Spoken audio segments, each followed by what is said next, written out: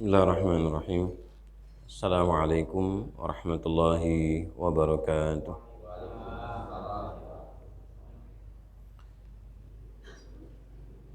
Alhamdulillahilladzi ahyana ba'dama amatana wa ilaihin nusyur.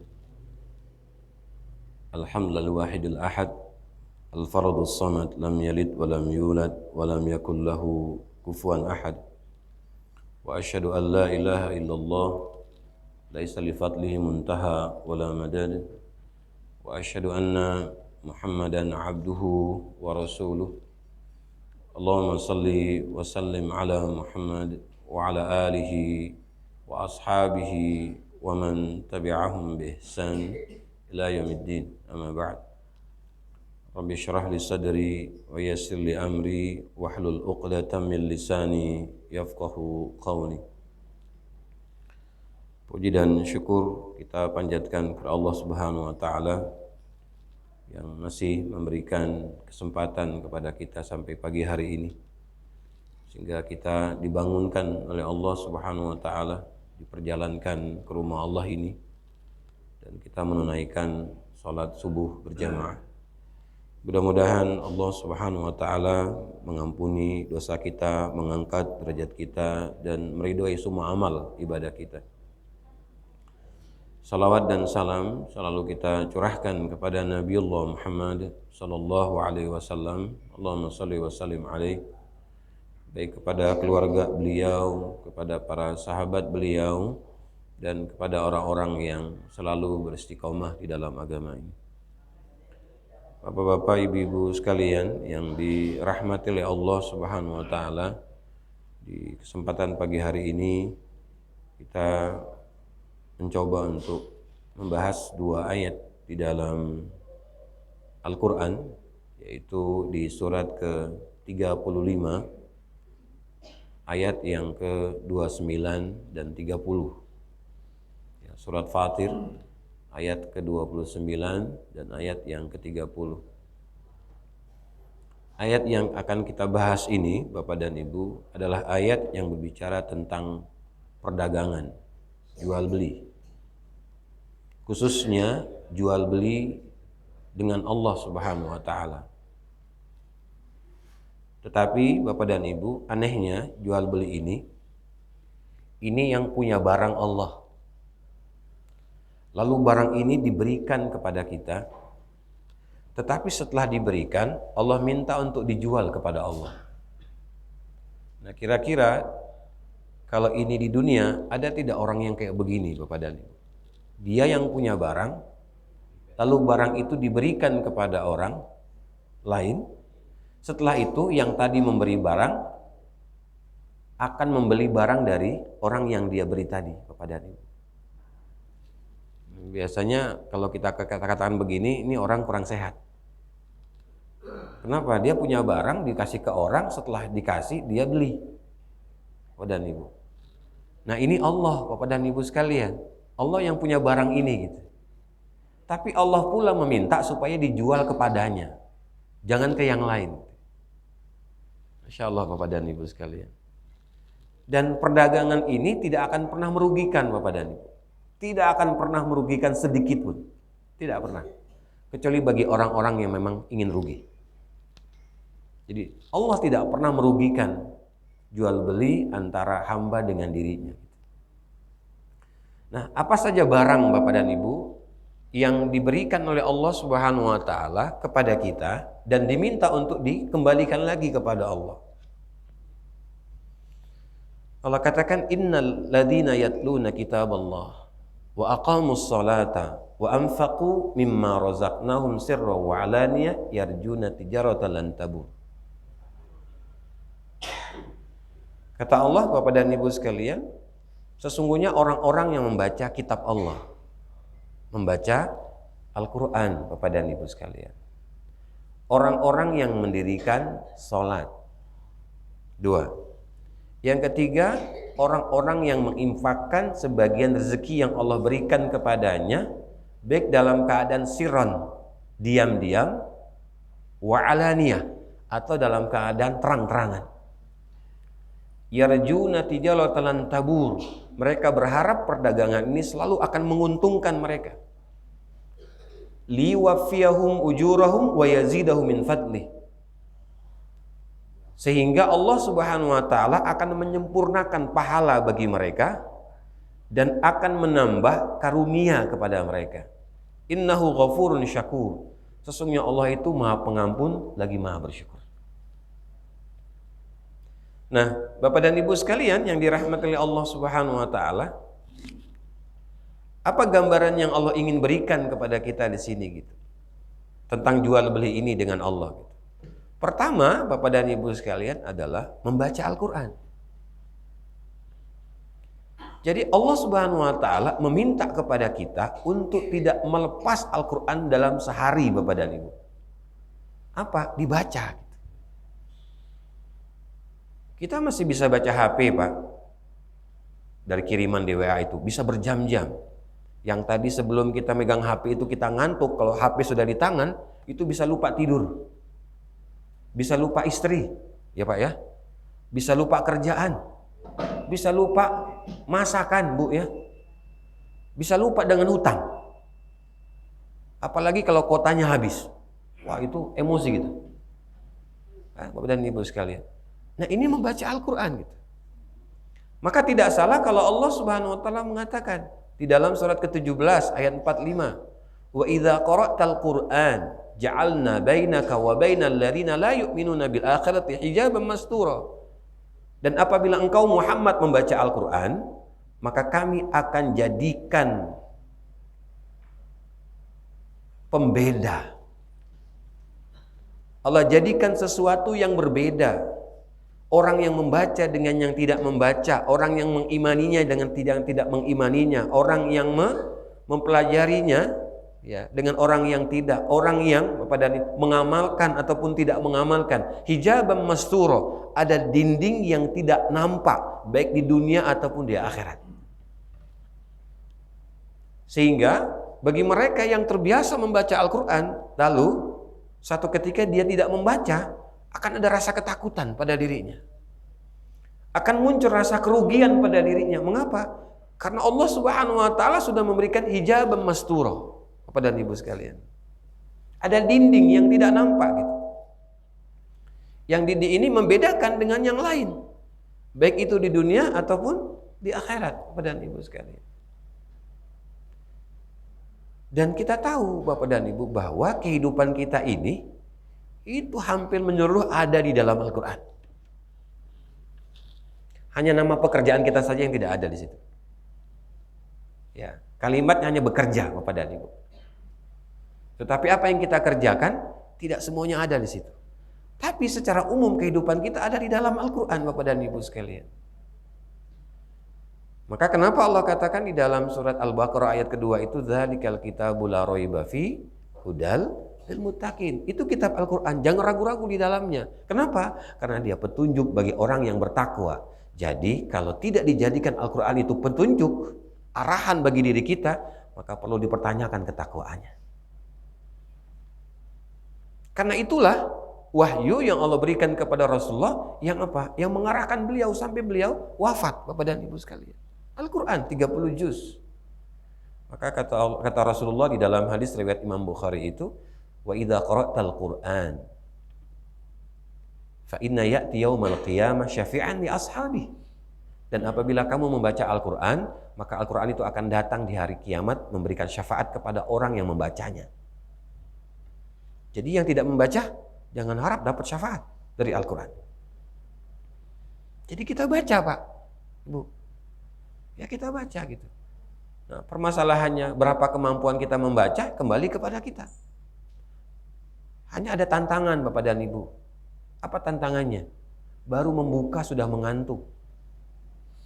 Baru membuka. Membaca satu ayat barangkali sudah 10 kali uapan. Nguap aja kerjaannya. Ujungnya apa di pikiran kita? Alhamdulillah sudah selesai bacanya. Baru satu ayat. Nun sadaqallahul azim. Baru nun, Pak. Surat Al-Qalam itu. Tapi kalau HP tadi Bapak dan Ibu, dikejar itu, TikTok dikejar, Maka kaya yang punya TikTok. Dan ibu sekalian, kita yang miskin, habis kota kita, Pak. Ya, dan ibu sekalian. Nah, jadi ini barang yang Allah kasih sama kita, Pak, Bu. Jangan dibiarkan barang ini gitu. Ya, jangan dibiarkan. Tetapi Bapak dan Ibu sekalian, tidak sembarang orang yang dekat dengan Al-Qur'an. Kenapa? Karena Allah pilih. Jadi kalau kita ingin dipilih oleh Allah Subhanahu wa taala, masuk dalam wilayah supaya kita dipilih, Pak, Bu. Begini, Allah katakan di dalam surat ke-35 ayat 32 sampai 34, Bapak dan ini masalah Al-Qur'an. Kata Allah, "Tsumma awrasnal kitaba alladziina istafaina min ibadina. Faminhum dzalimun li nafsihi wa minhum muqtasid wa minhum sabiqun bil khairati bi idznillah, dzalika huwal fadlul kabir." Kemudian kami wariskan Al-Qur'an itu kepada hamba-hamba kami yang kami pilih. Oh, enggak sembarang, Pak, Bu. Dari ayat ini kita tahu bahwa Allah tidak sembarangan memilih hamba untuk mendapatkan Al-Qur'an. Nah, sekarang ada tidak kemauan pada diri kita untuk menjadi orang pilihan Allah dalam masalah Al-Qur'an ini, Bapak dan Ibu sekalian? Karena Allah itu punya keluarga, Pak, di dunia. Siapa keluarganya Allah di dunia, Pak? Ahlul Qur'an wa khassatuhu. Jadi orang yang selalu bersama Al-Qur'an dan dia menjadi orang pilihan khusus oleh Allah Subhanahu wa taala, Bapak dan Ibu. Nah, tadi siapakah orang-orang yang dipilih tadi, Bapak dan Ibu, dari Al-Qur'an itu? Walaupun yang dipilih ini, Bapak dan Ibu, tidak semuanya baik. Ada 3 golongan yang Allah sebutkan di surat ke-35 tadi ayat 32. Apa? Ada orang yang zalimul li nafsi, dia baca Quran, dia pelajari Al-Qur'an, tetapi dia bohongi Al-Qur'an. Dia tahu ini barang haram, tapi dia katakan ini barang halal. Dia tahu ini barang syubhat, tapi dia katakan boleh. Apa kata Allah? Zalimul li nafsih. Orang seperti ini adalah orang yang zalim pada dirinya sendiri. Yang kedua, Bapak dan Ibu, orang yang dipilih oleh Allah Subhanahu wa taala dengan Al-Qur'an itu ada orang yang disebut dengan muqtasid. Dia baca, dia hafal, Pak, 30 juz, tapi hanya untuk dirinya, soleh untuk dirinya, baik untuk dirinya, tidak pernah diajak orang lain. Ini namanya muqtasid. Pokoknya masuk surga sendiri, terserah orang lain mau neraka, mau sesat, mau jahat, terserahlah. Ini namanya muqtasid, Bapak dan Ibu. Allah yang mengatakan. Nah, golongan yang 3 disebut dengan sabiqum bil khairati bi idznillah. Dia berbuat baik dengan Al-Qur'an yang dia baca, dengan Al-Qur'an yang dia hafal, dengan Al-Qur'an yang dia pelajari, tentu dengan izin Allah Subhanahu wa taala. Dan Ibu sekalian, ini golongan yang ketiga yang Allah hargai, Bapak dan Ibu, dengan harga yang mahal. Dzalika huwal fadlul kabir. Yang demikian itu merupakan karunia Allah yang besar. Nah, lalu apa yang Allah siapkan, Bapak dan Ibu, untuk orang yang membaca Al-Qur'an, untuk orang yang menghafalkan Al-Qur'an, untuk orang yang mempelajari dan mengamalkan isi Al-Qur'an itu dalam kehidupannya sehari-hari? Ayat 3-3-nya. Apa kata Allah? Jannatu adni yuhallawna fiha min asawira min zahabi wa lu'lu'a wa libasum fiha harir. Mereka itu akan dimasukkan ke dalam surga Aden dan mereka akan diberikan perhiasan. Apa perhiasannya, Bapak dan Ibu? Gelang emas yang berlapiskan intan. Bisa dibuka, Bapak dan Ibu, nanti di rumah. Ya, surat 35 ayat 32 sampai 34 nanti. Ya. Tidak hanya gelang emas yang berlapiskan intan, Bapak dan Ibu sekalian. Walibasum fiha harir. Mereka akan diberikan pakaian, yang pakaian itu, Bapak dan Ibu, terbuat dari sutra. Dapat bocoran, Pak, kita tentang surga yang Allah akan berikan khusus kepada orang yang membaca Al-Qur'an, menghafalkannya dan mengamalkannya, Bapak dan Ibu. Bukan main. Jadi kalau Ibu hari ini belum punya gelang emas berlapiskan intan dan belum punya baju sutra itu, insya Allah nanti dapat ya di surga. Tapi syaratnya baca Quran, Bapak dan Ibu, baca. Ya, kita lihat, Pak, anak-anak itu kalau waktu setelah maghrib duduk dia walaupun ribut, ya hanya untuk membaca saja. Setelah itu kabur dia. Ya, setelah itu kabur, Bapak dan Ibu.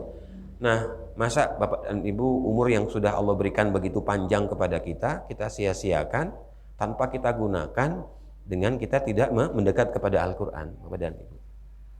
Didekatkan lagi oleh Allah dengan Al-Quran, Pak. Mengapa? Karena Al-Quran ini solusi, Bapak dan Ibu sekalian. Ya, solusi. Kalau di dalam surat 17 ayat ke-82, wa nunazzilu minal qur'ani ma huwa syifaa'u wa rahmatul lil mu'minin wa la yazidu zalimina illa khasara. Kami turunkan Al-Quran itu kepada orang beriman sebagai obat, Bapak dan Ibu, dan sebagai rahmat. Jadi kalau kita ada yang tidak nyaman tubuhnya, Bapak dan Ibu, bacalah Al-Quran. Tangan kanan ini kita letakkan di mana tubuh yang tidak nyaman, kita membaca, niatkan, mudah-mudahan dengan ayat yang kita baca itu menjadi obat. Maka kenapa ada orang yang suka meruqyah, Pak? Pakai apa ruqyahnya? Pakai ayat. Ya, pakai Al-Quran, Bapak dan Ibu sekalian. Kenapa? Karena memang Al-Quran itu obat, Pak. Ya bisa jadi kalau kita letakkan tangan kanan kita ini di bagian dompet, Pak, kita baca ayat kursi. Kira-kira berisi tidak, Pak, itu nanti?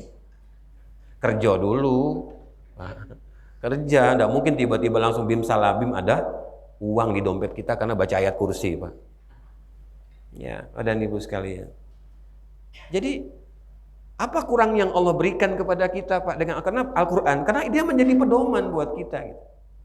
Ya, menjadi pedoman buat kita. Allah katakan di dalam Al-Quran itu, innallaha yuhibbut tawwabina wa yuhibbul mutatahhirin. Sesungguhnya Allah mencintai orang yang bertaubat dan mencintai orang-orang yang mensucikan dirinya. Nah, dari mana kita tahu apa yang Allah inginkan itu? Dari Al-Quran, Bapak dan Ibu sekalian. Maka jangan sampai, Pak, kita ini lepas dari Al-Quran 24 jam, Bapak dan Ibu. Masa tidak ada waktu khusus dengan Al-Quran? Kita punya waktu khusus untuk bekerja. Kita punya waktu khusus untuk rumah kita, untuk tetangga kita, untuk yang lainnya. Kenapa untuk Al-Quran kita tidak punya? Ya, Bapak dan Ibu sekalian. Kita berpikir dan berkhayal, mudah-mudahan kita dapat syafaat Al-Quran. Bagaimana kita mau dapat sedangkan kita tidak membacanya, Bapak dan Ibu? Membaca saja, Bapak dan Ibu. Nanti dulu masalah menghafal itu. Kenapa? Syarat orang menghafal Quran itu banyak membaca. Semakin banyak membaca, Allah ampuni kita, Allah rahmati kita, Allah berkahi kita, Bapak dan Ibu. Insya Allah besok kita akan hafal Quran. Itu syaratnya, Pak. Karena untuk menghafal itu nggak bisa sekali membaca itu hafal, Bapak dan bisa jadi sampai 50 kali, 100 kali, sampai ada yang kalau di Tajikistan itu 350 kali, Pak. Dibaca saja, hafal dia, Pak, setelah itu. Kita enggak. 7 kali, 10 kali kita baca, Pak, hafal, bergeser tempat duduk, lupa. Ya kan, Pak? Di belakang imam, kuat hafalan kita, Pak. Ketika jadi imam, grogi, lupa. Ini, Pak. Kenapa? Jarang baca, Pak. Sama seperti kita membaca jalan, Pak.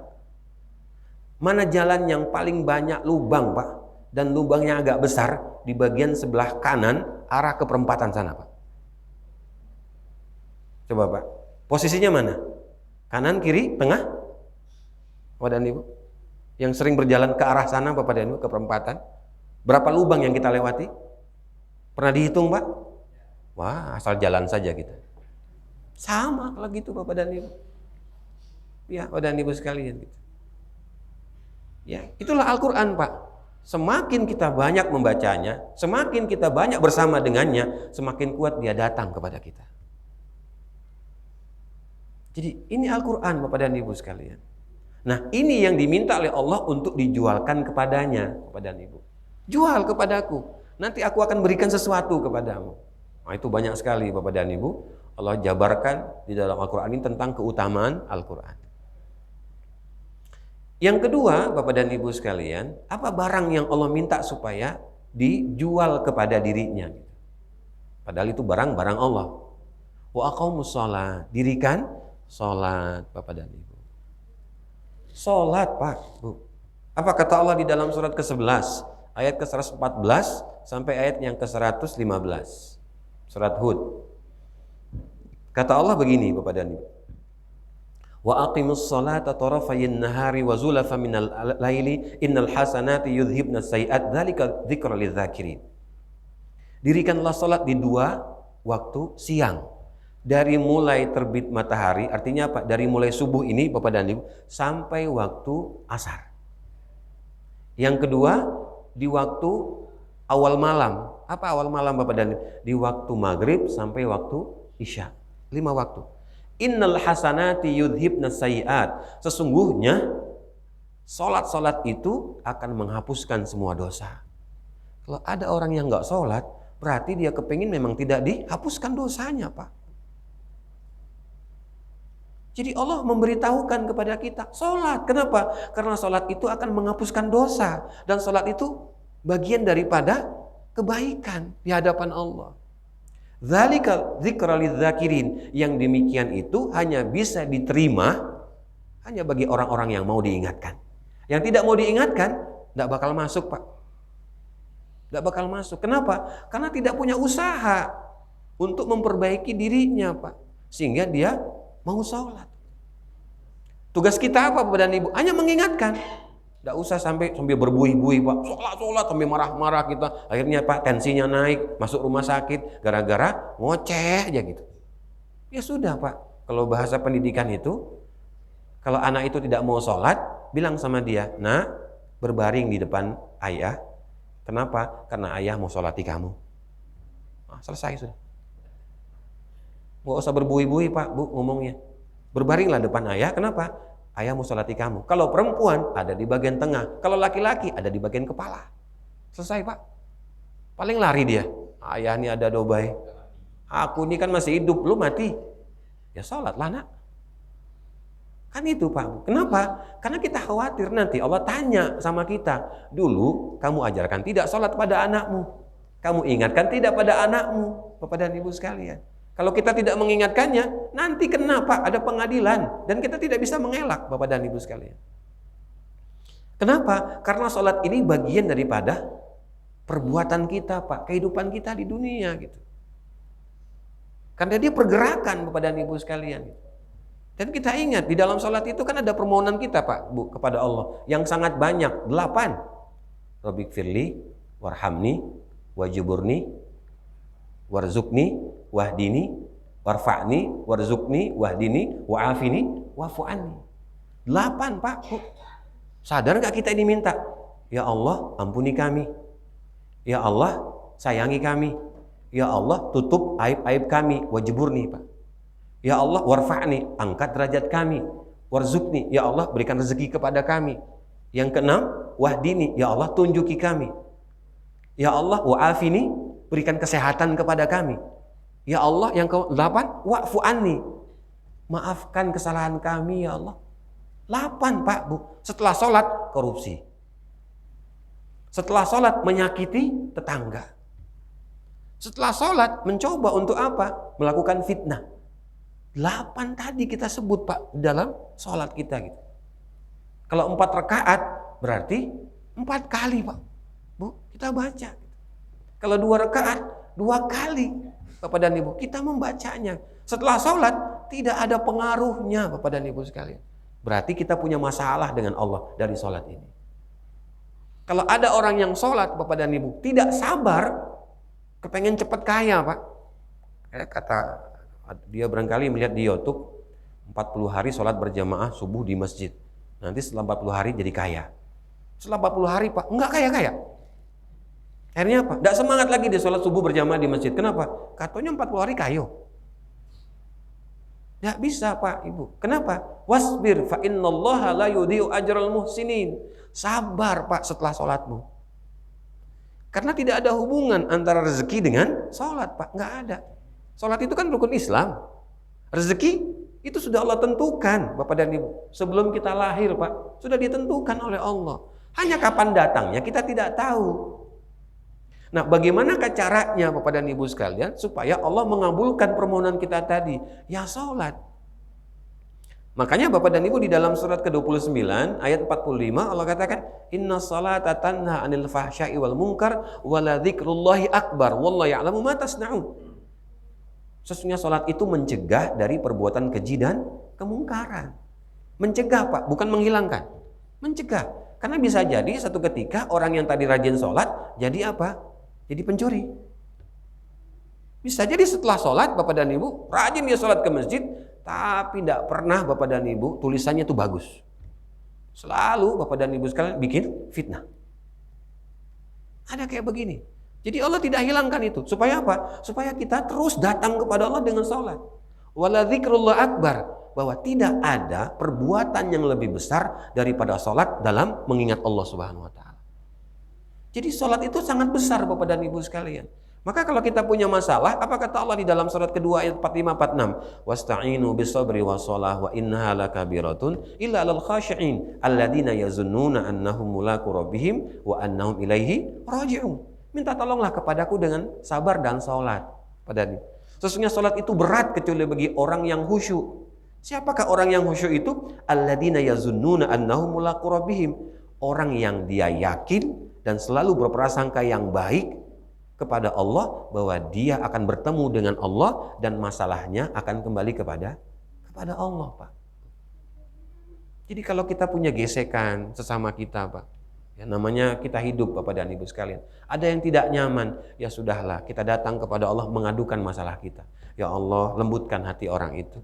Ya Allah, berikan cahaya hatinya. Ya Allah, berikan dia kebaikan. Ya, kenapa? Karena aku mencintainya. Mau tidak kita Bapak dan Ibu seperti itu? Merubah sesuatu kebiasaan kita dengan mengikuti pola Allah, Pak.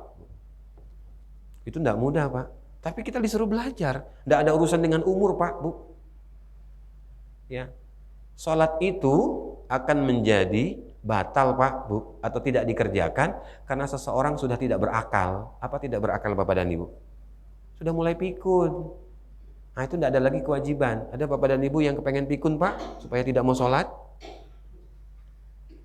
Yang pikun ini Bapak dan Ibu tidak yang tua, yang muda juga banyak yang pikun, Pak. Yang muda juga banyak yang pikun, Bapak dan Ibu. Kenapa? Karena tadi melalaikan sholat ini, Bapak dan Ibu sekalian. Dan kita ingat, kan tidak lama lagi kita akan diingatkan lagi dengan Isra wal Mi'raj, Bapak dan Ibu. Rasulullah melakukan perjalanan dari Masjidil Haram ke Masjid Nabawi, dari Masjid Nabawi ke Sidratul Muntaha, Bapak dan tentang apa coba Bapak dan Ibu? Salat. Diingatkan lagi kita dengan salat. Ya. Walaupun kita diingatkan lagi dengan vaksin, Pak. Yang ketiga.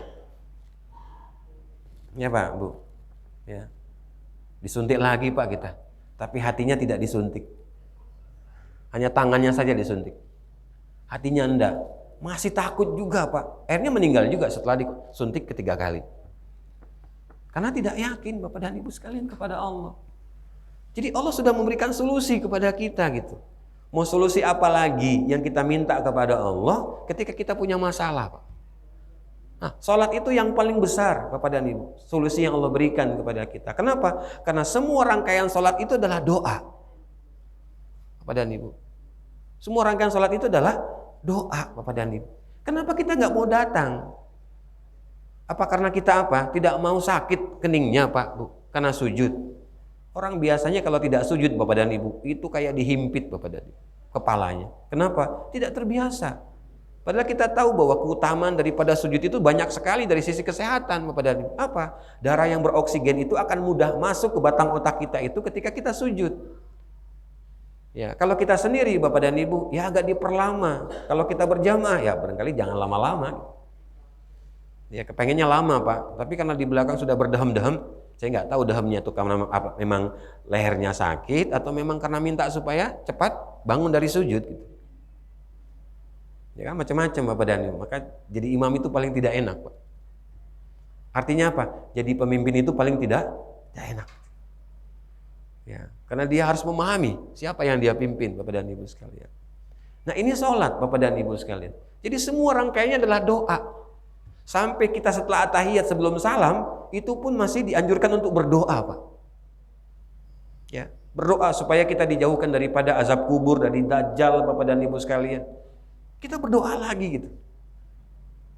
Jadi tidak kurang, Pak, Ibu, Allah memberikan kepada kita solusi. Maka Allah minta supaya dijual. Apa yang dijual, Bapak dan Ibu? Bukan barang, bukan tanah, bukan rumah. Apa yang dijual? Sholat itu kita jual kepada Allah. Allah minta, Bapak dan Ibu. Dan ini tidak akan pernah merugikan kita gitu. Maka di dalam surat ke-20 di ayat yang ke-132 Allah katakan wa'mur ahlaka bis-sholati wastabir 'alaiha la nas'aluka rizqa nahnu narzuquk wal 'aqibatu littaqwa. Perintahkan kepada keluargamu untuk sholat dan sabar setelah sholatnya. Ini Bapak dan Ibu.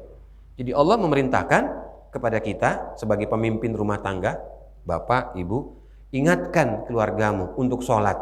Setelah sholat, sabar atas sholatnya. Sabar Pak, jangan terburu-buru gitu. La nas'aluka rizqa nahnu narzuquk wal 'aqibatu littaqwa. Kami tidak meminta rezeki kepadamu, kata Allah. Kamilah nanti akan memberikan rezeki kepadamu dan kami akan memimpin kamu untuk menjadi orang yang bertakwa. Masya Allah Pak. Allah nanti akan membimbing kita Pak menjadi orang yang bertakwa. Siapakah orang yang bertakwa itu? Pertama, alladzina yunfiquna fis sarra'i wad dharra. Orang yang dia berinfak dalam keadaan susah ataupun senang, lapang ataupun sempit, tetap dia berinfak Bapak dan Ibu. Walaupun hanya 2.000 ketika sempit itu. Pokoknya dalam satu hari itu dia tidak mau kosong dari berinfak, bersedekah. Ini sifat orang bertakwa Pak Ibu. Bukan ketika dia ada baru dia kasih, tidak ada dia berhenti. Kalaupun tidak ada uang, kita datangkan gorengan barangkali Bapak dan Ibu. Ya, kita tidak menunggu, kita bawa dari rumah, sama-sama kita saling memberi. Masya Allah dan Ibu sekalian. Ya. Sifat yang kedua, wal kadhiminal ghaidha. Sifat yang kedua dari orang bertakwa itu menahan amarah. Jadi biasanya kalau orang itu sering marah, biasanya cepat matinya, Bapak dan Ibu sekalian. Jadi orang yang suka marah-marah itu cepat matinya, Pak. Ya. Mati hatinya, mati berfikirnya, urat-urat kecil itu yang di kepala itu putus-putus, Pak. Maka suka lupa. Lupa kebaikan orang. Ya, lupa berprasangka yang baik kepada orang lain. Apakah orang yang kita marah itu tidak ada kebaikan, Pak? Ada kebaikannya, Bapak dan Ibu. Sehingga kita istighfar kan. Kalau tidak ada kesalahan tadi, kita nggak istighfar. Coba, Bapak dan Ibu. Iya kan? Kalau tidak ada kesalahan orang yang datang kepada kita tadi, barangkali kita nggak istighfar, Bapak dan Ibu. Barangkali kita tidak ingat sama Allah. Nah, Allah ingatkan supaya apa? Supaya kita ini jangan lupa dengan Allah walaupun hanya sedetik, Bapak dan Ibu. Diingatkan Pak, maka kita istighfar, doanya panjang Pak. Sengaja Bapak dan Ibu. Sebab kalau kita senang, itu doanya pendek Pak. Malah nggak pakai doa lagi. Habis sholat kabur Pak. Nggak pakai zikir lagi, nggak pakai doa lagi. Kenapa? Karena kita merasa sudah cukup. Doa yang sudah 20, 30, 40 tahun itu. Padahal Bapak dan Ibu, belum ada jaminan dari Allah bahwa kita masuk surga. Ada jaminannya Bapak dan Ibu? Belum ada. Ya, belum ada. Am hasibtum an tadkhulul jannah walamma ya'lamillahu alladziina jahadu minkum wa ya'lamas sabirin di dalam surat ketiga ayat 142. Apakah kalian menyangka wahai manusia bahwa kalian akan memasuki surgaku sedangkan aku kata Allah belum melihat kesungguhan kalian dan kesabaran kalian dalam menjalani hidup ini. Kita belum sungguh-sungguh, Pak. Salat saja masih tidur. Tiba-tiba sudah salam. Udah berapa rakaat nih? Ya kan, Bapak dan Ibu? Pak kita. Untung ada imam. Coba kalau nggak ada imam. Ya. Saya beberapa hari yang lalu Bapak dan Ibu sekalian sholat di Salama. Ya, sholat zuhur Pak di Salama. Kita sudah salam, orang ini masih tangannya atahiyat. Hampir 10 menit Pak, nggak salam-salam dia. Kita di sebelahnya udah khawatir. Ini orang ini hidup apa enggak? Rupanya tidur Pak. Sadar dia, bangun. Waalaikumsalam. Orang sudah ada sebagian pergi, ada yang ya masih hampir 10 menit Pak. Kita tungguin gitu, tunggu ini orang ini apa sehat atau enggak gitu. Tidak jauh dari Pak beliau duduk karena kami beriringan dalam satu saf waktu itu. Walaupun agak jauh sedikit. Dan Ibu sekalian. Nah, jadi Bapak dan Ibu yang dirahmati Allah Subhanahu wa taala, jadikan sholat itu sebagai alat yang untuk kita jual kepada Allah, Pak. Ya, untuk kita jual kepada Allah. Jadi apalagi Pak, Ibu alat supaya kita diselesaikan masalahnya sama Allah kalau bukan sholat. Dan sholat ini hal yang terbesar dan Ibu sekalian. Alat yang ketiga yang Allah minta supaya dijual kepada Allah, wa anfiqu. Ya. Allah meminta supaya kita berinfak Bapak dan Ibu. Kalau tadi ya, sifat orang bertakwa pertama Bapak dan Ibu berinfak dikala senang ataupun susah. Yang kedua, menahan amarah. Yang ketiga, sifat orang bertakwa itu mudah memaafkan. Jangan dendam ya Pak, Bu. Jangan dendam. Mudah memaafkan. Yang keempat, tetap berbuat baik kepada siapapun, walaupun orang yang kita lakukan kebaikan itu mencaci, menghina, menghujat. Terserahlah, itu urusan dia sama Allah, Pak. Urusan kita tetap hablum minan nas, tetap berbuat baik. Jadi bukan terpaksa Pak berbuat baiknya, tapi semua karena Allah. Yang kelima, sifat orang bertakwa itu walladzina idza fa'alu fahishatan aw zalamu anfusahum zakarullah fastaghfiru lidzunubihim. Apabila dia melakukan kezaliman, kesalahan pada dirinya sendiri, maka dia segera kembali kepada Allah bertaubat.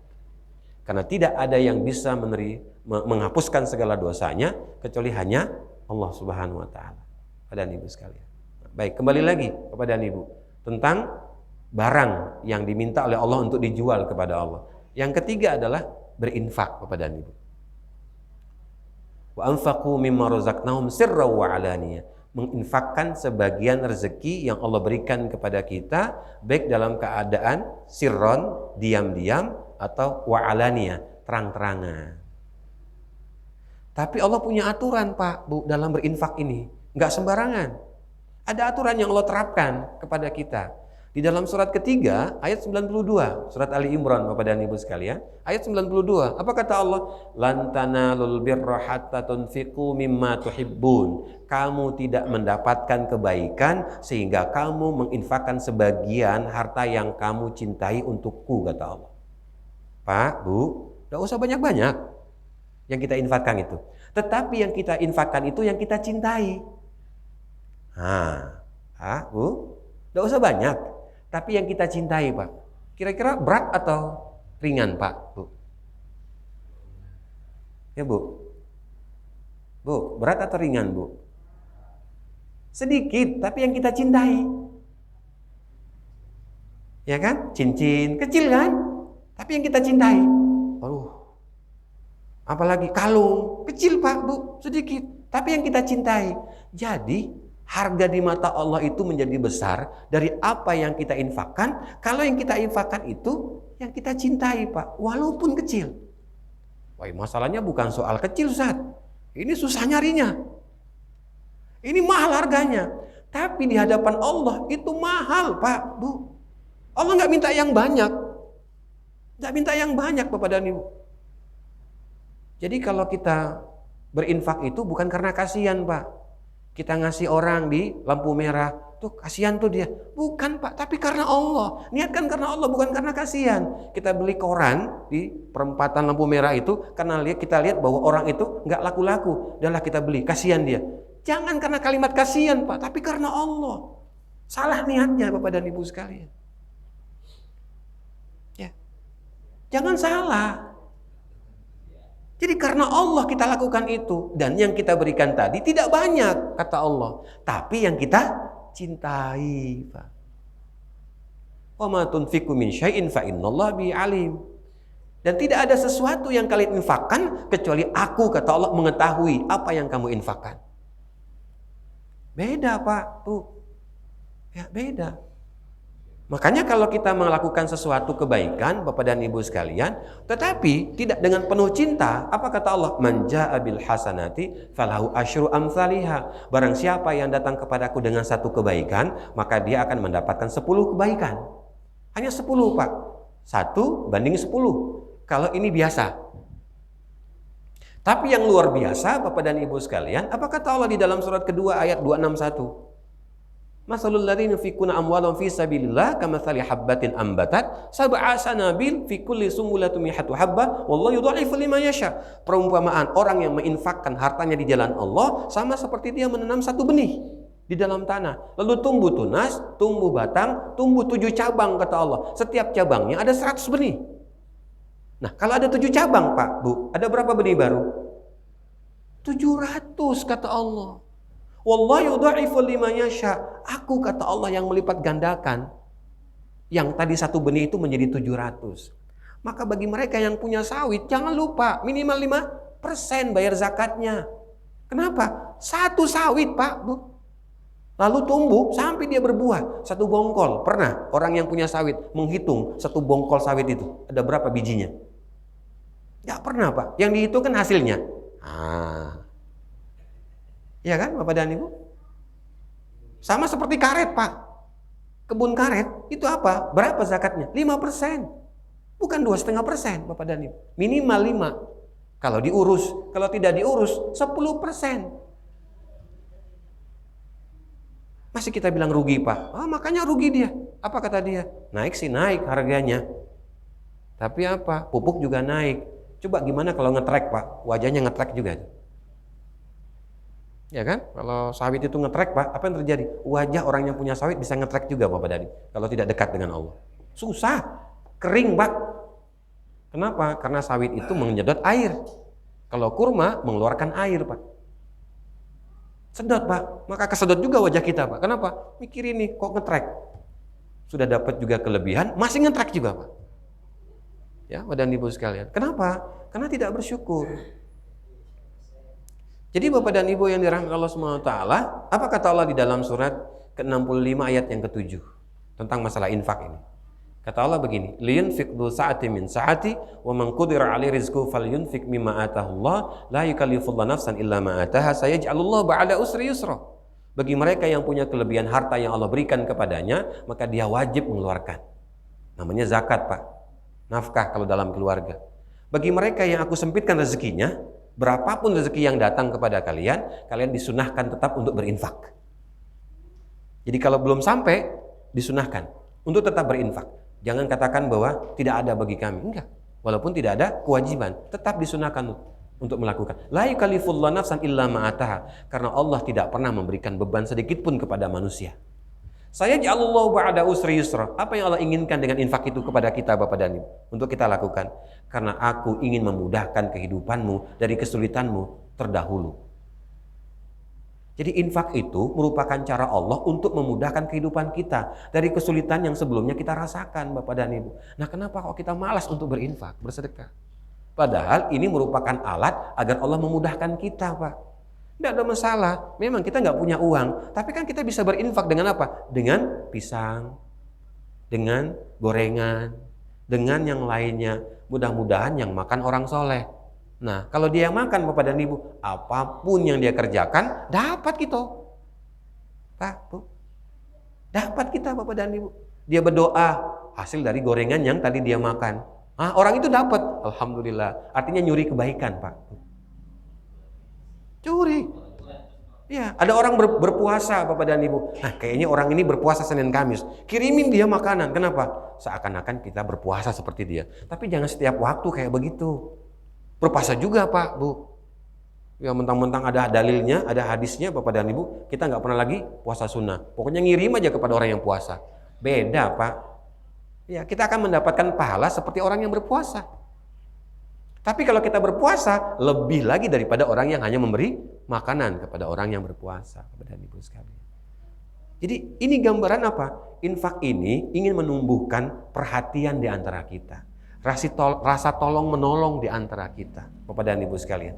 Tidak akan mungkin habis Pak harta kita kalau kita infakkan di jalan Allah. Tidak mungkin, malah akan bertambah Bapak dan Ibu. Akan bertambah Bapak dan Ibu sekalian. Hanya permasalahannya kita yakin atau tidak Pak. Jadi kalau kita tidak yakin Bapak dan Ibu, ya sudah habis. Maka Allah janjikan di ayat yang ke-30 di dalam surat ke-35 tadi surat Fatir. Liyajziyahumullah liyuwafihum ujurahum wa yazidahum min fadli. Kata Allah, aku akan menyempurnakan pahala buat kalian dan aku akan menambah karunia buat kalian. Para Ibu, Allah akan menambah pahala buat kita. Yang tadi yang kita kerjakan, aku akan memberikan balasan yang lebih baik daripada itu. Man amila salihan min dzakari wa untha wa huwa mu'min falanuhyiyanna hayatan thayyibah wa lanajziyannahum ajrahum bi ahsani ma kanu ya'malun. Di dalam surat 16 ayat 97. Barang siapa yang beramal baik laki-laki, beramal soleh, baik laki-laki atau perempuan dalam keadaan beriman kepada Allah Subhanahu wa taala, falanuhyiyanna hayatan thayyibah, maka kami kata Allah akan memberikan kepadanya kehidupan yang lebih baik. Kehidupan yang lebih baik pada ibu sekalian. Walanajziyannahum ajrahum bi ahsani ma kanu ya'malun. Kami akan membalas mereka dengan balasan yang lebih baik dari apa yang mereka kerjakan. Ini janji Allah Pak, gak mungkin bohong. Kalau kita berjanji tapi kadang tidak menepati janji itu, Bapak dan Ibu. Nah, inilah Bapak dan Ibu yang dirahmati oleh Allah Subhanahu wa taala, pembahasan yang kita bisa bahas di pagi hari ini tentang alat barang yang Allah minta untuk dijualkan kepadanya dari apa yang Allah berikan kepada kita. Jadi Allah yang punya barang, Allah pula yang meminta supaya barangnya dijualkan kembali kepada dirinya. Ya, mudah-mudahan kita bisa melakukannya. Baik Bapak dan Ibu, kita masih punya waktu.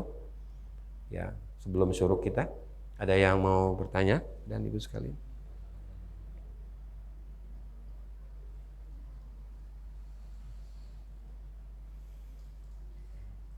Ada apa, Bu?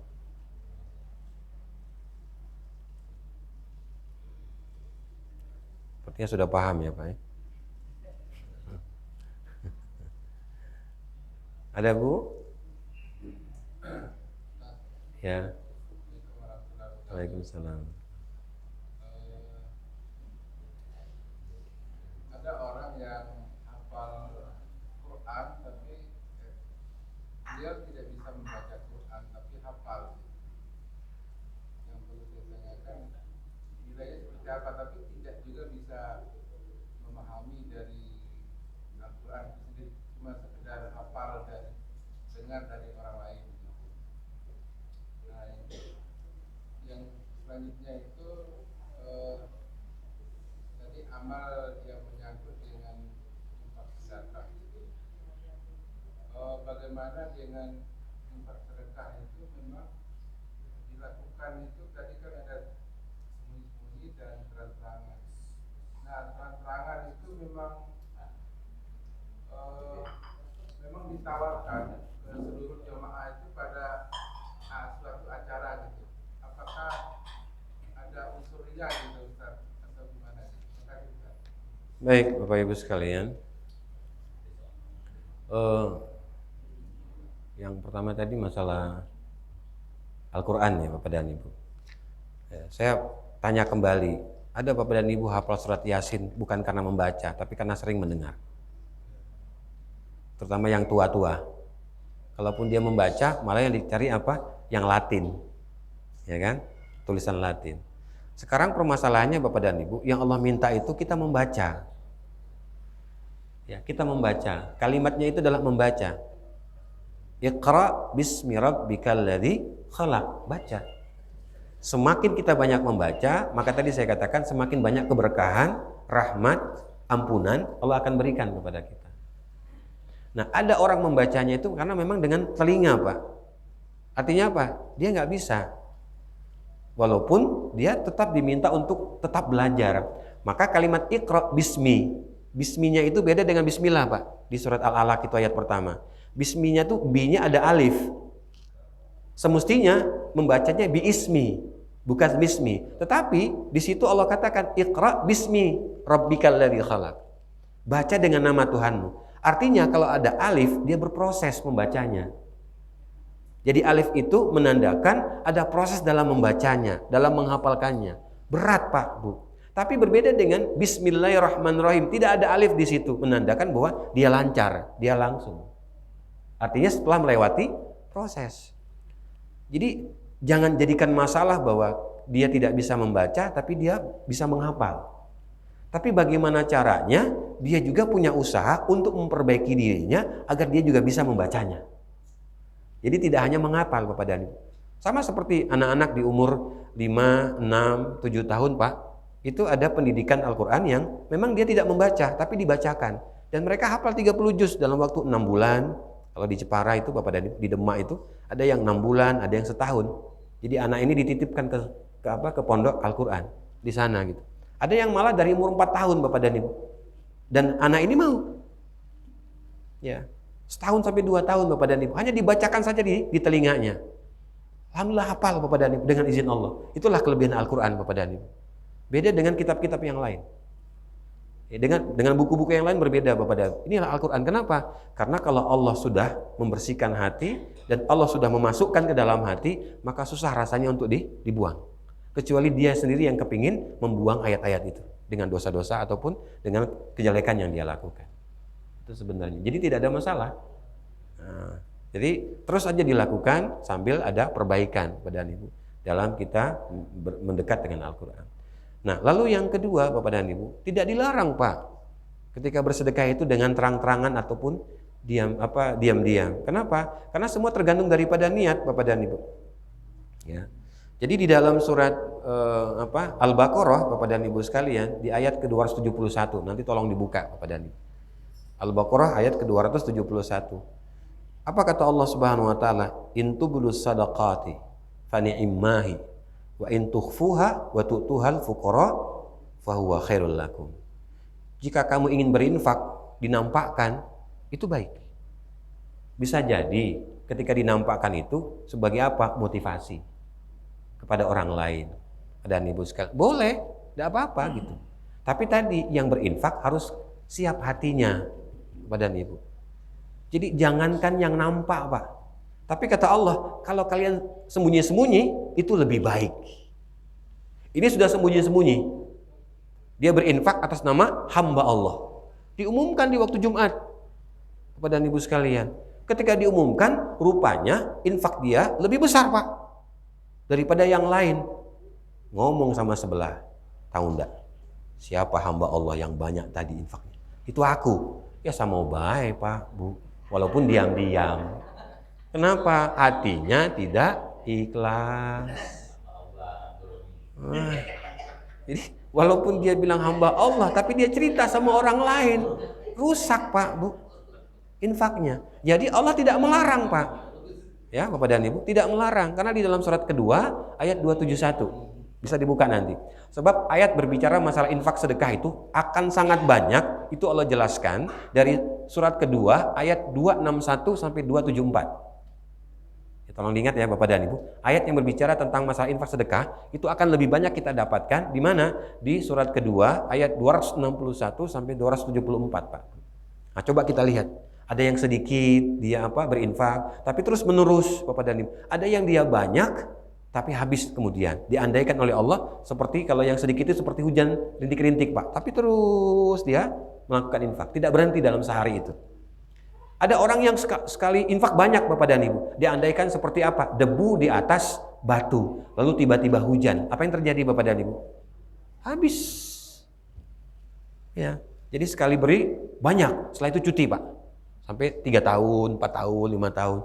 Nah, diandaikan oleh Allah seperti debu yang ada di atas batu, lalu tiba-tiba hujan, debu itu habis, Pak, di atas batu tadi. Nah, jadi boleh, tidak apa-apa. Tapi semua kembali kepada niat kita yang berinfak bersedekah, Bapak dan Ibu.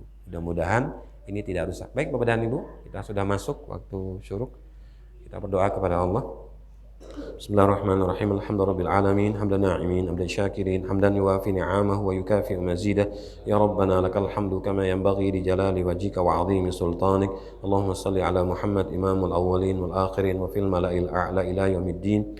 Allahumma innaka ta'lamu anna hadhihi al-quluba qad ijtama'at ala mahabbatik wa iltaqat ala ta'atik wa tawahadat ala da'watik wa ta'ahadat ala nusrati syari'atik. Wa wathik Allahumma rabitataha wa adimuddaha wa diya subulaha wa mla'aha binurika alladhi la yakhbu وشر صدورها بفيد الإيمان بك وجميل التوكل عليك وأحيا بمعرفتك وأمتها على شهادة في سبيلك إنك نعم المولى ونعم النصير.